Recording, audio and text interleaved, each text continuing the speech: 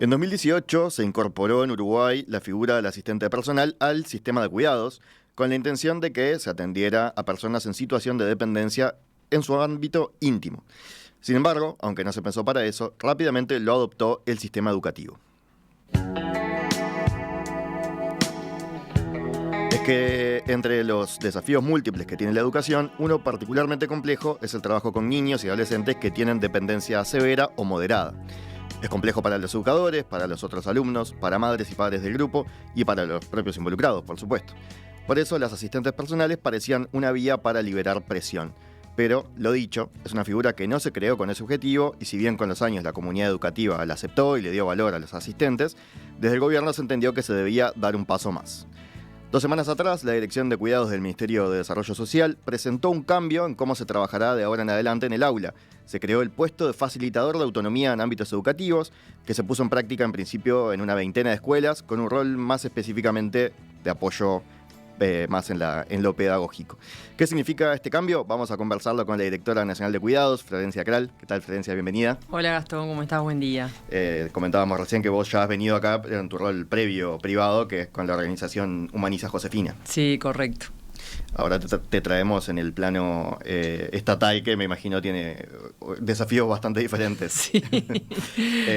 Bueno, que tú sos también abogada, magíster en inteligencia emocional. Sí, ¿verdad? correcto. Y profesora también en la UDELAR. Cuando yo decía recién el tema de dependencia severa o moderada, esto tiene que ver con que hay un baremo, ahora podemos explicar un poco de eso, que hay categorías, llamémosle, sí. ¿Verdad? ¿De qué estamos hablando cuando hablamos de dependencia severa, de dependencia moderada? Bueno, en realidad específicamente en niños y adolescentes. Sí, tú comenzabas la nota hablando de la figura del asistente personal y un poco el origen es ese, ¿no? El asistente personal es uno de los programas que tenemos en el sistema de cuidados, dentro de los varios programas que tenemos, y atiende a la dependencia severa, que es precisamente calificada según un baremo que se aplica. Los usuarios del MIDES que requieren o que entienden que tienen algún grado de dependencia se postulan al sistema de cuidados y son valorados por nuestros equipos técnicos en función de aplicar este baremo, que es un baremo de origen español, que mide los niveles de dependencia y determina si la persona tiene dependencia leve, moderada o severa. Por ejemplo, dependencia física, claro, ¿no? O cognitiva. Ahí va, física o cognitiva. Que le cueste ir al baño solo, por ejemplo. Eso mismo, ir al baño, ponerse algunas prendas de su ropa, movilidad, se mide la movilidad en los miembros inferiores y superiores, el grado de autonomía, y bueno, todo eso es lo que determina luego si aplica un grado de ese baremo. Y la figura del asistente personal es otorgada también por decreto de 0 a 29 años o de 80 años para arriba. Nosotros siempre decimos, este baremo mide dependencia, no mide discapacidad, ¿no? Lo digo porque ahora justo se da en periodos simultáneos en que la Dirección de Discapacidad está trabajando en el baremo único, pero ese baremo es de discapacidad. Nosotros medimos la dependencia y en el caso de la infancia, lo que tú decías, si vamos precisamente a la figura que estamos incorporando ahora, es la que aplicamos para la infancia, ¿tá? Porque en la dependencia en los mayores de edad se utiliza en el domicilio. De hecho, la ley dice claramente que para los casos en que las personas mayores sean institucionalizadas, pierden el derecho al asistente personal. Pues ya no lo precisan. Porque ya no lo precisan y porque el asistente personal es asignado por el sistema de cuidados para el uso en el domicilio.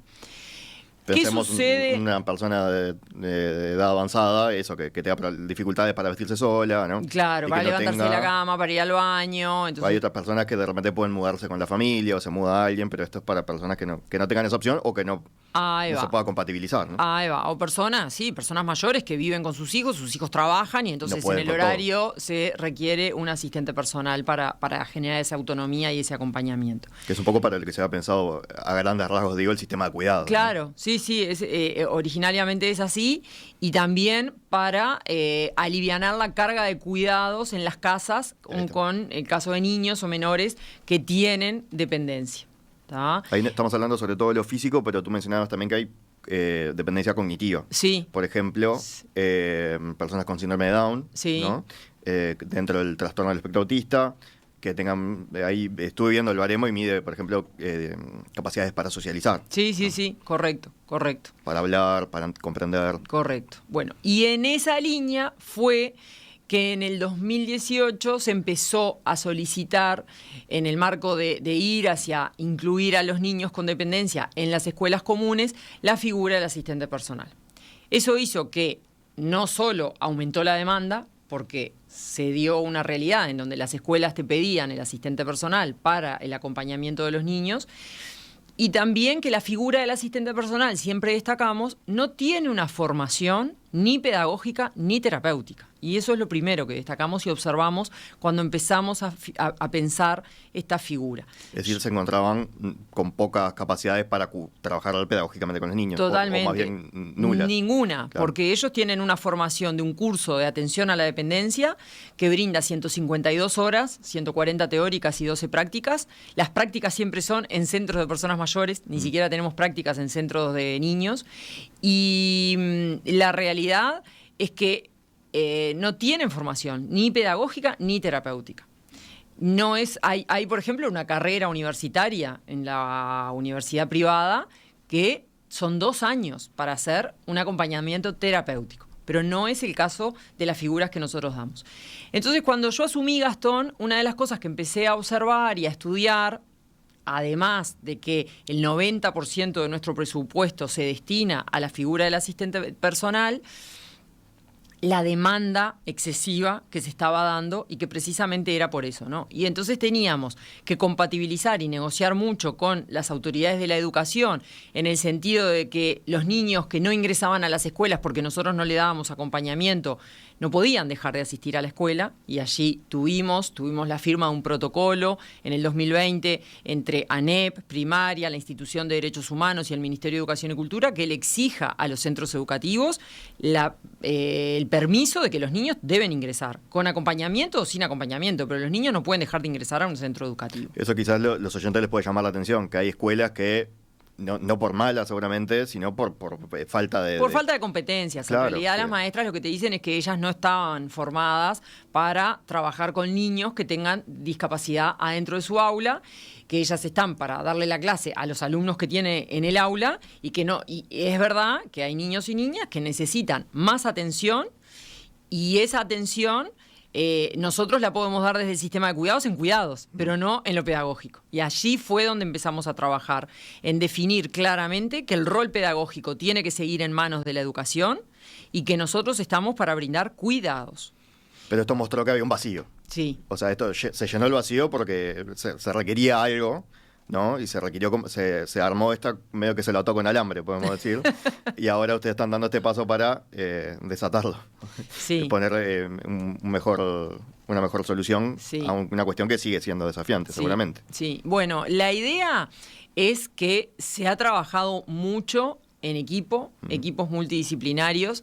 He sentido algún comentario por ahí, porque no todo es lindo en esta tarea, ¿no? Siempre las responsabilidades tienen, obviamente, parte de la población que está satisfecha, otra parte de la población que está a la expectativa, porque como nosotros sabemos, esto es un piloto y los pilotos van funcionando en función de prueba, ensayo y error. Y también hay parte de la población que está desconforme, como todo, ¿no? Y he sentido algún comentario de que diseñamos la política pública desde un escritorio. Eso no fue así. Para poder llegar a esta figura, tú me preguntabas antes de la entrevista por qué demoramos tanto, y es real, uno demora en estas cosas porque pones mucha gente técnica a trabajar en esto. El diseño del facilitador de autonomía en el ámbito educativo, no, si bien lo pensamos y me inspiré en eso de que cuando asumí tenía el desafío de por qué todo el mundo me reclamaba que por culpa del MIDES los niños no entraban a la escuela, y eso no era así, pero acá hay mucho trabajo de gente técnica, de expertos del equipo de cuidados y además expertos contratados, que son expertos profesionales que saben de TEA y saben de otro tipo de discapacidad, también equipos de ANEP y de primaria. Y acá se miró en una mirada holística y multidisciplinaria, porque lo que se buscaba con esta figura es que el apoyo de estos niños sea desde el ámbito educativo y no que el MIDES le da a una persona a esa familia para que lo acompañe a la escuela, que fue lo que ponía incómoda a la familia, al asistente, a la escuela, Mirá que muchas escuelas nos manifestaban, muchas maestras te decían, no es fácil trabajar en el aula con 4 personas adultas que no pertenecen al ámbito educativo. Debe ser hasta también desafiante o raro para los otros niños, ¿no? Sí. O capaz que para los propios niños que tiene el asistente, sentirse diferentes de tener al acompañante ahí, ¿no? Bueno, hay de todo, hay cada realidad. Nosotros, yo participé de las entrevistas cuando las seleccionamos. Estas personas, 22 finalmente seleccionadas, se hicieron a través de una entrevista, de un proceso de selección Uruguay Concursa, en el que se presentaron más de 60. Y yo participé de esos tribunales precisamente porque quería escuchar las experiencias y ver cuál era lo que te expresaban, porque el requisito... llamado, perdón que te corte, pero exigían que ya hubieran trabajado con niños, ¿no? Claro. Entonces ya tenían experiencia para contar. Los 2 requisitos eran que fueran asistentes ya recibidos del curso de atención a la dependencia y que tuvieran experiencia, una trayectoria, creo que exigíamos 2 años mínimo, de cuidado de niños o niñas. Y entonces esto nos permitía ver que ya todas habían trabajado con niños, con familias, acompañado a esos niños a centros educativos, y entonces escuchabas las realidades. Y lo que te decían en común denominador era, bueno, querían sentirse parte del equipo de la escuela, querían cambiar a esa experiencia de ser parte del equipo de la escuela y tener ese sentido de pertenencia al ámbito educativo, trabajar en equipo con el equipo docente, con la maestra de apoyo, que es todo lo que se va a dar en este abordaje, y no ser una persona ajena que viene con el niño a acompañarlo las 4 horas que el niño está en el aula, ¿no? Eso por un lado. Por otro lado, observábamos que no todos los niños requieren esas 4 horas sentados al lado de ellos. De las experiencias y de los testimonios en estos años, muchas familias te dicen que a veces se requiere solo para ir al baño, y entonces incluso hay mamás que te manifiestan que dejaban sus trabajos para estar a la orden solamente cuando su hijo tenía que salir del aula e ir al baño, y eso nos hacía pensar que entonces estábamos asignando en mal los recursos, ¿no? Estábamos dando a una persona, un asistente personal, capaz que se lo negamos a otro niño y se lo estamos dando a un niño que lo requiere solo ese ratito que va al baño o que come la merienda o que va al recreo, y en el aula no lo precisa. Bueno, todo esto es lo que se piensa a través del facilitador de autonomía. Hay una clave que mencionaste ahí por arriba, que es que los asistentes están 4 horas con un niño, y los facilitadores no van a trabajar con un niño solo. No es 1 a 1 la asistencia. Correcto. Va a estar las 4 horas en la escuela, pero va a estar en la escuela, no en el aula, y va a la orden de un maestro de apoyo y de un maestro de aula que irá llamando en la medida que lo requieran los 3 niños que están asignados en ese rato. Nosotros trabajamos mucho, y por eso también hay equipos que están coordinando esto. Los niños o niñas los asignamos nosotros porque se postulan al sistema de cuidado, no van a la escuela a decir, bueno, quiero venir a esta escuela porque tengo dependencia. No, seguimos el mismo proceso de postulación en el sistema de cuidado. El sistema de cuidados, en función del baremo, definirá si tienen que aplicar a un asistente personal o a un facilitador, y si aplica a un facilitador, según el barrio donde viva ese niño, lo coordinamos con la escuela que tiene asignados facilitadores para que vaya a esa escuela. Bien, hay una pregunta que puede surgir cuando uno escucha, pasan de tener uno a uno a tener 3, que es, bueno, se está un poco precarizando la atención, ¿no? Van a tener que estar... De hecho, me decías que había una pregunta que había surgido desde las propias postulantes, ¿no? El miedo a me van a recargar. Sí, en el primer llamado nos surgió esa incertidumbre. Sabemos que para el segundo llamado ya no va a suceder porque las propias facilitadoras seleccionadas que ya pasaron por su capacitación, que dimos una capacitación aparte de 22 horas, además de los requisitos exigidos, les dimos, y todas decían eso. Bueno, tenemos amigas o compañeras que nos dijeron, vamos a esperar cómo les va a ustedes para presentarnos nosotros en el segundo llamado, por esa incertidumbre de que antes cuidaba a 1 y ahora me van a hacer cuidar a 3. Eso no sucede porque en realidad en el 1 que cuidás por asistente personal es porque esa persona requiere 1 a 1 por su dependencia severa y requiere que vos estés las 4 horas con él. Pero en el caso de estos otros niños que definimos que aplican al facilitador, su grado de dependencia no necesita que estés 1 a 1 y podés asistirlo en determinadas tareas puntuales cuando te lo requiera la maestra o el maestro que está en el aula o la maestra de apoyo para esa tarea puntual. Entonces vos podés estar a la orden en la escuela y la maestra de apoyo apoyo te dice, bueno, este niño justo tiene que ir al baño, vas a ir, lo vas a acompañar al baño y lo vas a traer de vuelta al aula y en el aula va a seguir con su autonomía.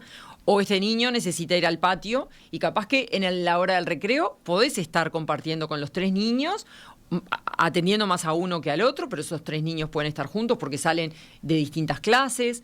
Si uno necesita y tiene educación física, lo vas a acompañar a uno a educación física, después va a volver al aula. Y por eso podés perfectamente manejarte dentro de las 4 horas con los 3 niños que van a estar asignados en esa escuela. Mencionaste ahí una otra palabra importante en todo esto que es autonomía, ¿no? Está en el nombre del facilitador de autonomía en el ámbito educativo. Y decías, el niño va a seguir en la clase con su autonomía. ¿Eso es importante? Sí. Darle autonomía a los niños. Es muy importante y en el origen del sistema de cuidados, desde que yo entré al sistema de cuidados, que aprendí mucho con mis equipos técnicos, siempre sentía a los expertos hablar de que el sistema de cuidados debe generar autonomías, no debe fomentar la dependencia, sino que viene a dar apoyos a esa gente que tiene dependencia y que les das precisamente apoyos para tener autonomía. Pero a veces el apoyo no necesariamente tiene que ser una persona sentada al lado de él 4 horas. El apoyo puede ser para acompañarlo al baño y el resto del tiempo esa persona puede tener autonomía. Y muchas mamás nos han dicho en estos años de estudio de esta figura, yo no quiero un cuidador solamente para mi hijo. Yo lo que quiero es que mi hijo entre a la escuela. Si mi hijo entra a la escuela y comparte su cuidador con otros compañeros de clase, no me molesta. Lo que quiero es que mi hijo entre a la escuela. Y es lógica la pregunta y es lógico el reclamo y nosotros tenemos la responsabilidad de ir buscando estas soluciones. De cualquier manera, vos decís, no van a estar adentro del aula. Por lo tanto, ahí el componente más pedagógico sigue recayendo, decías, en la comunidad educativa. Es que así debe ser, claro. No es que sigue recayendo, así debe ser. No debe recaer el componente pedagógico en alguien que no tiene formación. Ahí va, en las personas de cuidados. Lo dije desde el primer día. Es como mi eslogan, cuidados brinda cuidados. Lo pedagógico lo debe brindar la autoridad educativa. Ahí una figura es la maestra de apoyo. Sí. Que en estas escuelas donde está haciendo el plan piloto, todas tienen maestra de apoyo. Sí, ¿Ya podemos correcto. recordar qué función cumple la maestra de apoyo? Sí, en realidad las escuelas las designó Primaria y ANEP en este trabajo. Es el componente pedagógico que forma parte de este piloto de inclusión educativa y compete a ellos.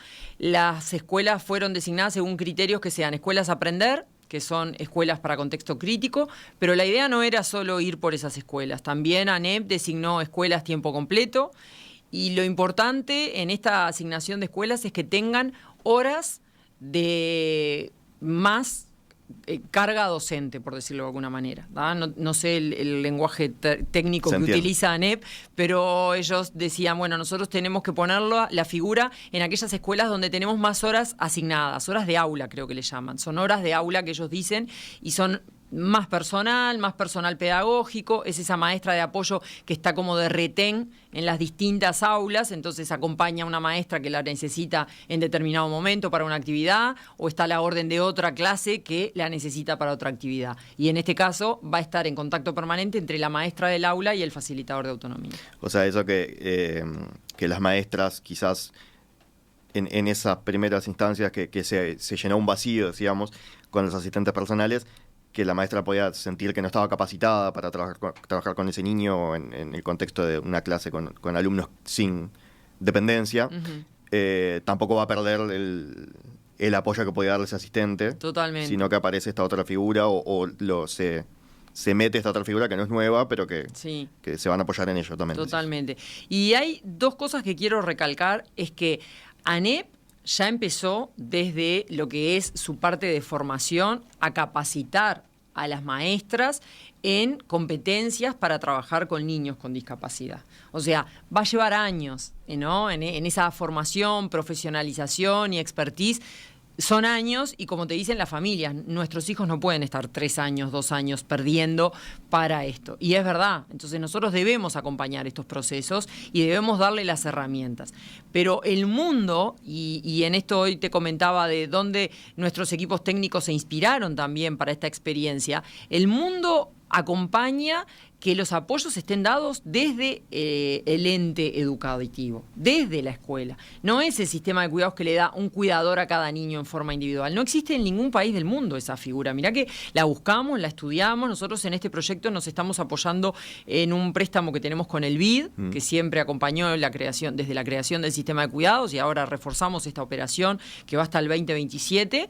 Y con expertos del BID estamos haciendo un análisis internacional de ver las experiencias de otros países. Y esto de que vaya un asistente por niño a la escuela no existe en los países. Los únicos países que tienen modelos de apoyos más avanzados y que un poco el facilitador va en esa línea son Finlandia, Canadá, España, Francia. Y son países que los apoyos se dan desde los centros educativos trabajando en esto de lo multidisciplinario. Y ese es el camino por el que queremos ir nosotros también. Claro, tú creo que dijiste la palabra eficiencia hace un rato, de la eficiencia de los recursos. Hay gente que la palabra eficiencia le puede chocar y dice, bueno, es como poco cálida, ¿no? Como estamos hablando de personas, pero lo que tú decís es, de repente hay niños a los que no se estaba llegando, que ahora quizás sí se puedan empezar a llegar. Totalmente, Gastón. Y además, tú mencionabas en mi currículum que yo soy, además de abogada, docente de la UDELAR. Yo soy docente de la UDELAR en gestión empresarial hace más de 20 años. Y la gestión eficiente de los recursos no es una palabra solamente del mundo de las empresas privadas. El Estado también debe hacer un uso eficiente de sus recursos. Y hacer un uso eficiente de los recursos es esto también, es buscar figuras que vayan acompañando las necesidades de las personas. Nosotros hablábamos, cuando me convocó el ministro para este cargo, me convocó precisamente por mi trayectoria en la humanización, con la que tú también me presentabas hoy. Y la humanización es poner a las personas en el centro. Humanización de la salud, ¿no? De la salud, pero también de las personas, en este caso, de cuidados. Y poner a las personas en el centro implica pensar en ellas, pero también ser eficiente con los recursos. Porque vos fíjate que si yo le doy un asistente personal a un niño que está sentado en el aula y que lo requiere solamente para ir al baño, le estoy quitando el asistente personal a un niño que capaz que lo podría compartir o que lo podría acompañar y que hoy no lo está acompañando.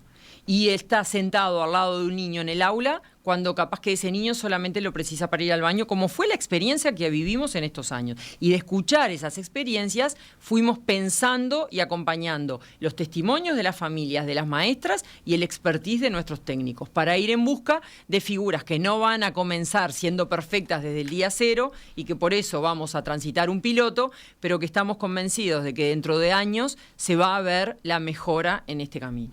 ¿Qué pasa con los niños que tienen dependencia muy severa? Lo van a seguir teniendo. El asistente personal horas. Lo van a seguir teniendo, se siguen postulando y se los seguiremos asignando. Y los niños que hoy ya lo tengan, a pesar de que puedan estar yendo a una escuela en donde designamos un facilitador, lo van a mantener. Capaz que puede convivir un niño con su asistente personal y justo en una escuela que haya facilitador, pero él va a seguir con su asistente personal. O sea, los que ya lo tienen designado no lo pierden. No, para nada.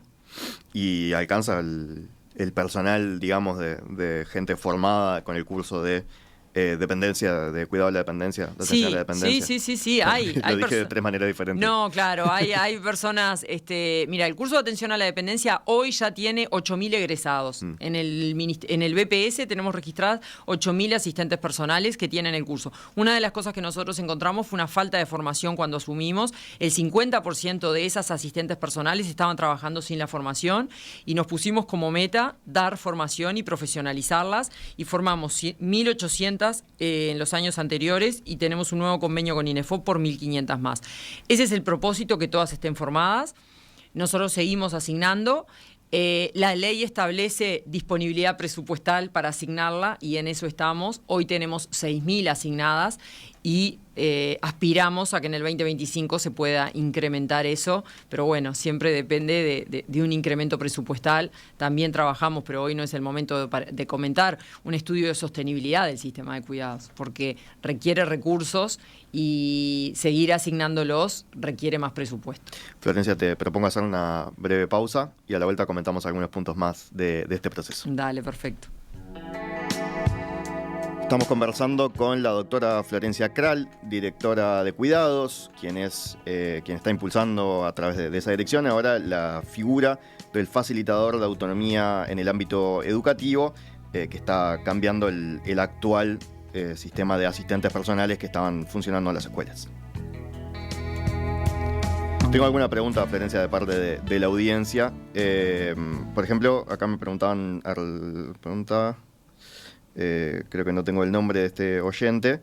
No, Ignacio es, que pregunta por el baremo en el sistema de cuidados. ¿Cómo se usa el baremo? Ahí estamos hablando, es una especie de tabla de múltiple opción. De ¿no? medición, sí. Que dice tiene cuánta dependencia tiene en qué diferentes ámbitos, ¿no? Claro, es un baremo que en realidad es diseñado internacionalmente, probado internacionalmente, después Uruguay lo adaptó y lo usan los técnicos para hacer visitas. En realidad, cuando una persona se postula al sistema de cuidados, recibe una visita en domicilio y en esa visita, que debe durar unas 2-3 horas, se va aplicando distintas preguntas y se va observando por técnicos el grado de autonomía o dependencia que tiene la persona a la que se le está aplicando el baremo. Si, ejemplos, si puede mover sus miembros, ponerse una media, no ponerse la otra, distintas pruebas que se van haciendo, pero siempre en el domicilio, porque hay gente que piensa que aplicamos en una computadora y vamos llenando una tabla de múltiple opción. No,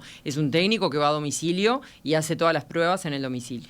Y ahí donde decíamos aparece dependencia sí. Leve, moderada o severa. Bien. Y acá hay otra oyente, Cecilia, creo que es su nombre, que ella cuestiona, ¿no?, el tema de que no estén en apoyo 1 a 1. Dice que no... ¿cuántos niños requieren asistentes solo para ir al baño? No existen esos casos, dice ella. Si requiere asistente personal, lo requiere para múltiples apoyos, no solo para ir al baño. Tú recién me comentabas que esto que vos planteás lo sacás de conversar con varias personas, ¿no? Sí, claro, bueno, yo te adelantaba que sabía que había gente que podía estar en desacuerdo con lo que nosotros estamos llevando adelante o con lo que manifestamos. Lo sabemos porque esto toca a la gente y toca su situación de vida, su situación personal, lo cual es lógico, pero nosotros para llevar esto adelante trabajamos, escuchamos y tenemos muchísimas testimonios, no solo que hemos recibido a las personas, sino que en la postulación y en los reclamos la gente manifiesta lo que requiere. Tenemos desde denuncias en la institución de derechos humanos que respondemos, y en esas denuncias obviamente viene explicitado estrictamente para lo que se requiere el uso del asistente personal. Hemos recibido muchísimos colectivos de padres y madres que nos dicen cuál es la situación por la cual requieren el asistente personal. Hemos recorrido todo el país. En el año 2023 yo recorrí absolutamente los 19 departamentos y vi los testimonios. Nosotros tenemos además oficinas técnicas en todo el país en donde tenemos técnicos de cuidados en cada oficina. Y todo esto se ve, se observa, se levanta la información de las personas que lo requieren. Y muchas mamás que nos decían que perdían su trabajo por acompañar a los hijos solamente para ir al baño, que ni siquiera estaban en el aula, estaban a la orden afuera del aula esperando que sus hijos necesitaran ir al baño. Y desde ANEP y primaria también nos lo expresan, porque concretamente hay una circular de primaria que prohíbe que las maestras acompañen a los niños al baño, por lo cual los niños que no tienen autonomía para ir al baño requieren un acompañamiento de cuidador, que puede ser el familiar o un cuidador del sistema de cuidados. En este caso lo va a ser el facilitador. Ella también pregunta a esta oyente por el tema del apoyo pedagógico, que dice que esto no se ha explicado, que dicen desde primaria dicen que hace 2 años que están planificando, pero no se ha manifestado cómo se dará ese apoyo. En ese sentido, ¿hay alguna novedad? ¿Hay algo que tú puedas explicar al respecto? En ese sentido, nosotros sabemos, porque lo hemos trabajado con primaria y con... No depende de ti esto, es de ANEP. Depende de mí, depende de ANEP, y por eso es que se buscó que esta figura se trabajara en un ámbito multidisciplinario y que tenga 2 componentes, y los tiene. El componente del facilitador de autonomías brinda cuidados, y el componente pedagógico, que lo tiene también este proyecto, lo brinda ANEP y primaria. ¿Cómo? A través de la maestra del aula y de la maestra de apoyo. Bien.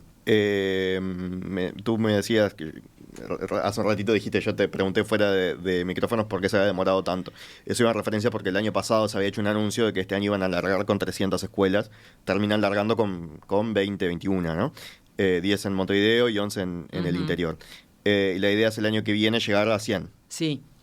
Ya de principio de año. Sí. Aspirábamos eso y es correcto que así lo anunciamos. Aspirábamos. No fue fácil la tarea. No fue fácil la tarea por parte de ANEP de escoger las escuelas. Es muy difícil definir 300 escuelas en donde ANEP tenga recursos para poder acompañar esta figura pedagógicamente.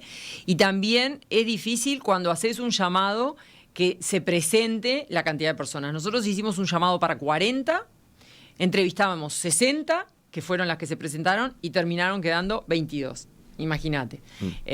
¿Por qué quedaron 22? Porque son las que aplicaron, porque son las que tenían las competencias idóneas para poder hacer esto. Si no quedaron más es porque no tenían las competencias y no íbamos a definir personas que no tuvieran la competencia para llevar adelante. La idea es que cuando hagamos el próximo llamado para el año que viene, que ya lo vamos a comenzar ahora este mes, recibamos más postulantes y en esas personas se vayan perdiendo estos temores de que en vez de cuidar a una sola persona ahora voy a tener que cuidar 3, y eso fue un poco también lo que frenó en el llamado de la cantidad de postulantes, pero ya esa incógnita la estamos develando en el sentido que no es que se les recargue más trabajo, sino que el trabajo es diferente y el acompañamiento también es diferente.